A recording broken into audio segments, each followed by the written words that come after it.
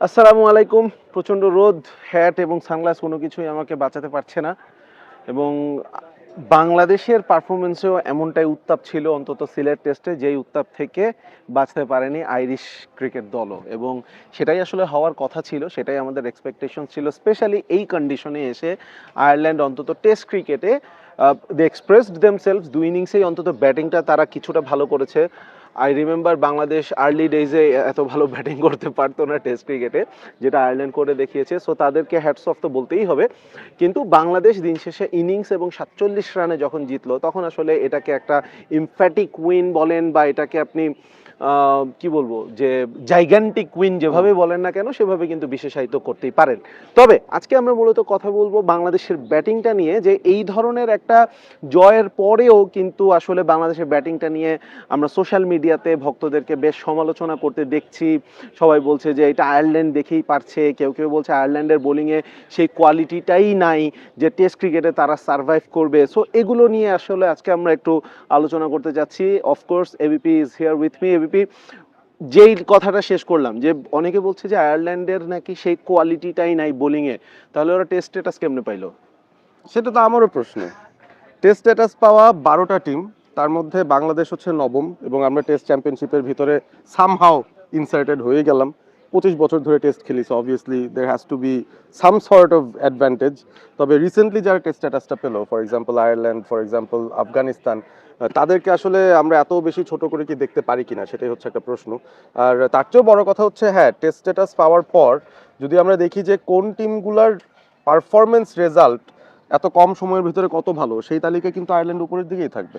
প্রথম কয়েকটা টেস্ট তারা হেরেছে, বাট বাংলাদেশের সাথে এই টেস্ট সিরিজ খেলতে আসার আগে আয়ারল্যান্ডের কিন্তু টানা 3টা টেস্ট জয় ছিল, এবং 2টো ছিল ওয়েস্ট জিম্বাবুয়ের সাথে, একটা আফগানিস্তানের সাথে, এবং জিম্বাবুয়ের টেস্টগুলো জিম্বাবুয়েতে গিয়ে তারা হারিয়ে এসেছে। তো প্রতিপক্ষের 20 উইকেট নিতে পারার অ্যাবিলিটি যদি থেকে থাকে একটা টিমের, এবং তারা প্রতিপক্ষের মাটিতে গিয়ে, যেটা বাংলাদেশও হরহামেশা করতে পারে না, obviously they are not an easy team to play. সেটা কিন্তু এমনি বলে দেওয়ার কিছু নয় যে আয়ারল্যান্ড এসছে আমরা তো সহজেই জিতবো। জিতে গিয়েছি, ইনিংস ব্যবধানে জিতেছি, সেটাও বাংলাদেশের হিস্ট্রিতে খুব রেয়ার, খুব বেশি আমরা তো জিতিই না। তারপর আবার ইনিংস উইন, সেটা সংখ্যাও অনেক কম। তবে আয়ারল্যান্ডকে কোনোভাবেই ডিসক্রেডিট করার উপায় নেই। অবভিয়াসলি এই নতুন কন্ডিশনে আসলে তাদেরও যেই ওভারঅল সেট আপ, আয়ারল্যান্ড যে কন্ডিশনে ক্রিকেটটা খেলে, সেখানে পেস বান্ধব উইকেটে খেলতে তারা অভ্যস্ত। সে জায়গায় তাদের পেসাররা একটা পার্টিকুলার লেন্থে লম্বা সময় বল করতে অভ্যস্ত। স্পিনাররা হয়তো খুব বেশি প্রয়োজন হয় না তাদের সেই জায়গাটায়, বাট সাবকন্টিনেন্টে আসলে you will need quality from spinners, এবং ওই জায়গাটাতে আমার কাছে মনে হয় যে বিগ ডিফারেন্সটা মেক হয়ে গেছে এই দুই টিমের মধ্যে, যে the quality of spinners they had, the number of spinners they had.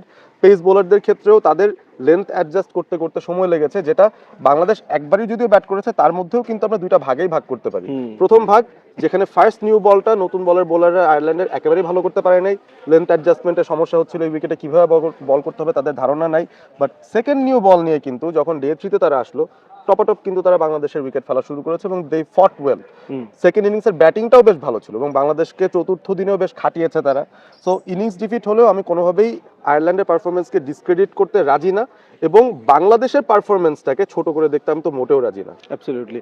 এবং এই কথাটাই কিন্তু চলে এসেছে যে টেস্ট স্ট্যাটাস পাওয়ার পরে একটা দল মানে টেস্ট প্লেয়িং নেশন হিসেবে যখন আত্মপ্রকাশ করে, তখন হচ্ছে যে যার বিপক্ষে যত রানই করি না কেন, দিজ আর টেস্ট রানস, এবং সেটাকে সেভাবে রেসপেক্টটা দেওয়া উচিত। কারণ আমরা যখন আর্লি ডেজে টেস্ট খেলতাম, সব ম্যাচে আমরা 3 দিন 4 দিনে হেরে যেতাম, ইনিংস হারতাম, এটা রেগুলার বিষয় ছিল আমাদের জন্য। শ্রীলঙ্কা যখন একদিনে 500 রান করলো, তাদের ডাবল সেঞ্চুরি করার পর ব্রায়ান লারা রেকর্ড ভাঙার হাতছানি উপেক্ষা করে তারা রিটায়ার্ড আউট হয়ে গেল, তখন কিন্তু কেউ এগুলো নিয়ে প্রশ্ন করে নাই যে বাংলাদেশ দেখেই পারতেছে বা কিছু। চলো আমরা সাঙ্গাকারারে 100টা কেটে ফেলে দেই তার টেস্ট। এক্স্যাক্টলি। বা বাংলাদেশে এসে যখন সম্ভবত রুডলফ এবং ম্যাকেনজি ছিল সাউথ আফ্রিকা, যারা সারাদিন কোনো উইকেটই পায়নি বাংলাদেশ। সো ওই ধরনের দিনগুলো কিন্তু কাটাতে হয় যখন আপনি টেস্ট ক্রিকেটে নতুন, এবং দ্যার ইজ এ ডিফারেন্স। এবং আরেকটা বড় কথা হচ্ছে যে, যেটা অলরেডি উই হ্যাভ ডিসকাস, যে আয়ারল্যান্ড যেভাবে 2 ইনিংসে ব্যাট করেছে, বাংলাদেশ কিন্তু আর্লি ডেজে এত ভালো ব্যাট খুব কম সময়ই করতে পেরেছে। সো ওই জায়গাটাতে ব্যাটারদের পারফরমেন্সের কথা যে সবাই তো আসলে ডিসরিগার্ড করতে চাচ্ছে, তাহলে এটাকে আমরা আয়ারল্যান্ডকে বেশি ছোট করে দেখছি নাকি আমাদের নিজেদের দলটাকেই ছোট করে দেখছি?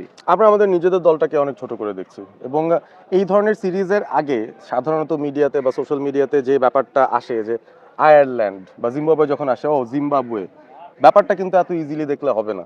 অবভিয়াসলি এই টেস্ট সিরিজটা টেস্ট সাইকেলের পার্ট না।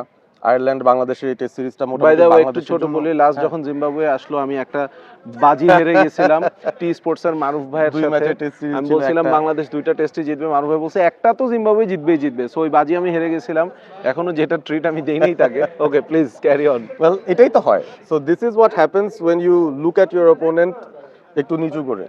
বাট আয়ারল্যান্ডের সাথে আমি বলবো বাংলাদেশ একটা প্রফেশনাল পারফরমেন্স দিয়েছে। তাদের স্টার্টিং লাইন আপ থেকে শুরু করে সেটাকে আমি অ্যাপ্রিশিয়েট করতে চাই। সবার আগে 5জন প্রতিষ্ঠিত বোলার নিয়ে বাংলাদেশ খেলেছে, 6 proper batters, Miraz at number 7, তারপর 4টা প্রতিষ্ঠিত বোলার, হাসান মুরাদকে তারা ডেবিউ দিয়েছে এবং সেটার পিছনে একটা থট প্রসেস ছিল যে অপোনেন্টের শুধুমাত্র একজন ব্যাটার ছাড়া বাকি সবাই ডানহাতি ব্যাটার। সো লং টার্মে 2জন বাঁহাতি অর্থোডক্স স্পিনার দরকার, সেই কাজটা বাংলাদেশ প্ল্যান করে এনেছে, which is a good thing. এবং হাসান মুরাদকে না খেলানোটা কিন্তু খুব ইজি ডিসিশন ছিল, কারণ যদিও অনেক বেশি ডানহাতি ব্যাটার আছে, তাইজুল কিন্তু অভ্যস্ত লম্বা ইনিংস, লম্বা স্পেলে বল করার।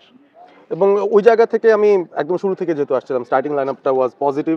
বাংলাদেশ অবভিয়াসলি হ্যাঁ তাদেরকে আগে আয়ারল্যান্ড আগে ব্যাট করার সিদ্ধান্ত নিয়েছিল অবভিয়াসলি, বাট তাদেরকেও বাংলাদেশ খুব সহজেই গুটিয়ে দিয়েছে in the end. I think স্পিনারদের কোয়ালিটি শাইন করে গেছে ওভারঅল।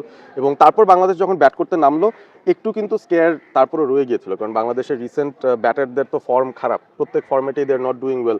ওপেনিং পার্টনারশিপটা কেমন করবে, মিডল অর্ডারে রান আসবে কিনা, এসব নিয়ে কিন্তু অনেক চিন্তা ভাবনা ছিল। অনেক চিন্তাকেই বাংলাদেশ এই একটা টেস্টের একটা পার্টিকুলার ইনিংসে কিন্তু দূর করে দিয়েছে। নাজমুল হোসেন শান্ত একটা রেকর্ড করলেন, তিনি 8ম সেঞ্চুরি পেয়ে গেছেন তার 38তম টেস্টে এসে। সেঞ্চুরি কনভার্সন রেশিওতে বাংলাদেশের পক্ষে by far the best batter. Captain হিসেবে ফেরার সঙ্গে সঙ্গে তার এই সেঞ্চুরিটা খুব ইউজফুল ছিল। Mahmudul Hasan Joy was out of the team due to off form. তিনি ফিরে আসার পর যে 171 রানের একটা নক খেলেছেন অসাধারণ। Mominul goat runs, Sadman goat runs, Liton goat runs, Bangladesh record করেছে টপ 4 কোনো একটা পার্টিকুলার টেস্ট ইনিংসে প্রথমবারের মতো বাংলাদেশের টপ 4 সবাই 50+ রান করেছে। সো এই রেকর্ডগুলো যখন আসছে, it's not due to poor bowling, আমি বলবো it's more due to the professional approach by the batters, professional positive mindset of the batters, যে তারা উইকেটের মেরিট বুঝে, বলের মেরিট বুঝে খেলবে এবং যদি টিকে থাকে they will want to go and make it big.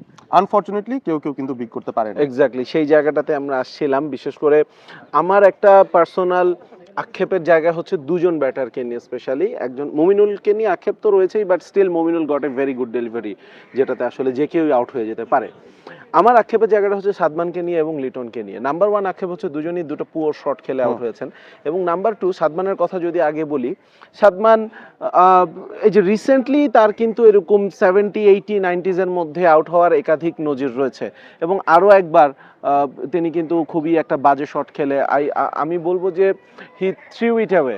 একটা সেঞ্চুরি অবশ্যই তার ছিল, এবং একজন ওপেনার হিসেবে 3 ফিগার মার্কে যখন আপনি পৌঁছাবেন, that will boost your confidence immensely. কিন্তু সেই সুযোগটা আমি বলবো সাদমান নিজেই নষ্ট করেছে। Same goes with Liton Kumar Das.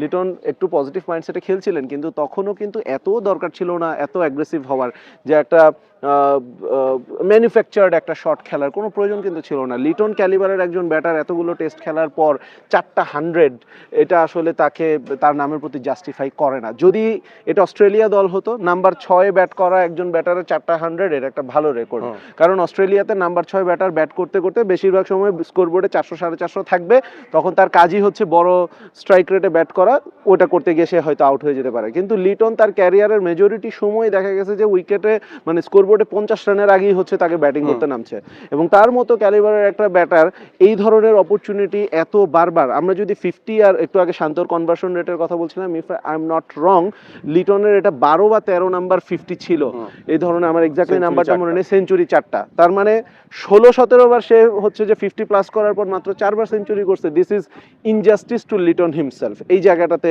কিছু যদি অ্যাড করতে চাও। না, আই উড অ্যাবসলিউটলি অ্যাগ্রি, এবং এই বিষয়টাই আসলে ইম্পর্টেন্ট যে প্রফেশনাল অ্যাপ্রোচে যাওয়ার পরও কিছু মাইলস্টোনের বিষয় থাকে যেগুলো নিয়ে আমাদের একটু কেয়ারফুল হওয়া দরকার, নিজেদের আর একটু পুশ করা দরকার সামনে।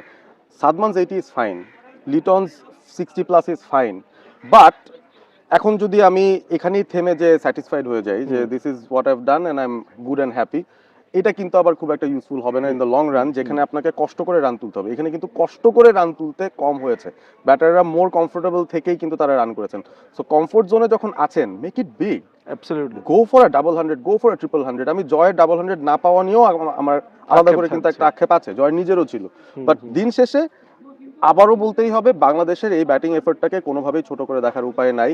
This was the third highest team total that Bangladesh scored in the test cricket history, so এটাকেও ডিসকার্ড করার উপায় নাই। একটা ইনিংস ভিক্টরি ছিল এবং এই ব্যাটিংটা বাংলাদেশ যদি ঘরের মাটিতে চালিয়ে যেতে পারে তাহলে কিন্তু ভবিষ্যতে বিসিবিও স্পোর্টিং উইকেট তৈরি করার ক্ষেত্রে মনোযোগী উৎসাহিত হবে। হবে। আমরা কিন্তু ওই র্যাঙ্ক টার্নার উইকেটে খেললে এই ধরনের রানও আসতো না, এই ধরনের রেজাল্ট Absolutely. 3.5 দিনেই হয়তো বা 2.5 দিনে খেলা শেষ হয়ে যেতে পারতো, but the batters would have lost a lot of confidence, কারণ ভালো উইকেটে খেলার প্র্যাকটিসটা থাকা জরুরি।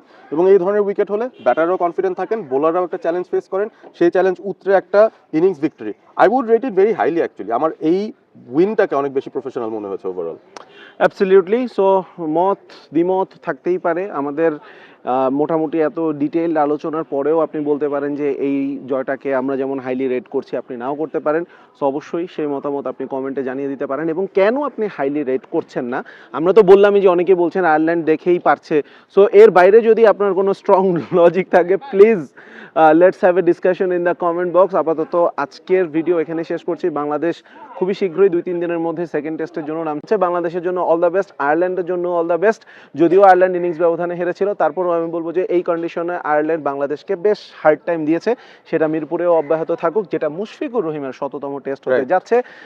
এবং আই হোপ কোনো একটা দিন বা প্রথম দিন যদি নাও পারি, আমি স্টেডিয়ামে গিয়ে মুশফিকের জন্য চিয়ার করার চেষ্টা করব।